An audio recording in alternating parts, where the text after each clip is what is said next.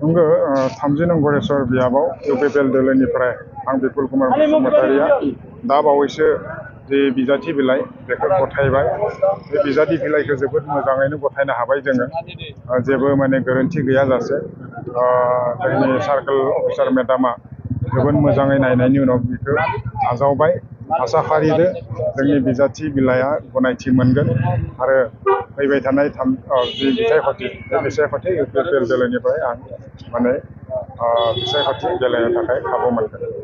मा बुंगोन जिहेतु दिनै गोबां रोजा रोजा जिहेतु रायजो राजाया नोंथांनि बे नमिनेसन गथायनायाव जिहेतु बाहागो लादों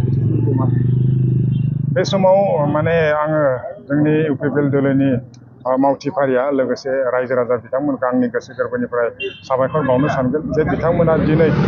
इउपिपिएल दोलोनि प्रमद बर'नि दैदेननायाव जि सासन थांनाय 5 बोसोराव सोलिबाय बे सोलिनायखौ मोजां मोननानै दिनै माने स्वतस्फूर्त भाबे माने गावबा गावनो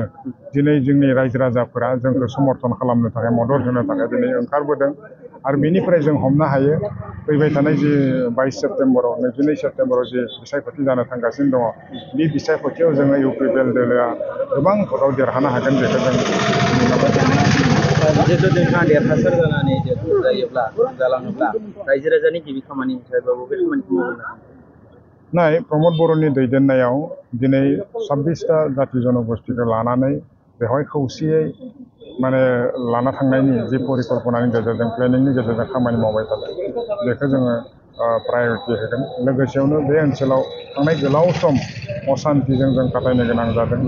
दिनै बे सान्तिखौ थांनाय 5 बोसोराव जों मोननो हादों आरो बे सान्तिखौ जोङो बहाल लाखिलांनो थाखाय जोङो खामानि मावगोन बेनि अनगायैबो जोंनि बे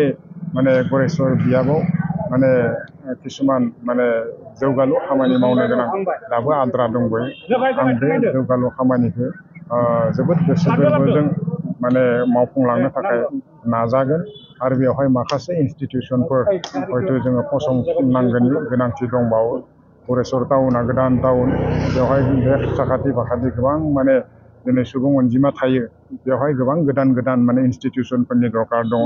गतिके बेफोर इन्सटिटिउसनफोरखौ बे गरेस्वर टाउनावबो साखाथि फाखाथियाव गायसननो थाखाय आं नाजागोन। जिहेतु फैबाय थानाय समाव जिहेतु बेसेबांसो भट लानानै देरहागोन होननानै नोंथाङा बुंनो सानो जोङो सियरखौ बुङा नाथाय जोङो आं नैबे बाथ्राखौनो बुंनो लुबैयो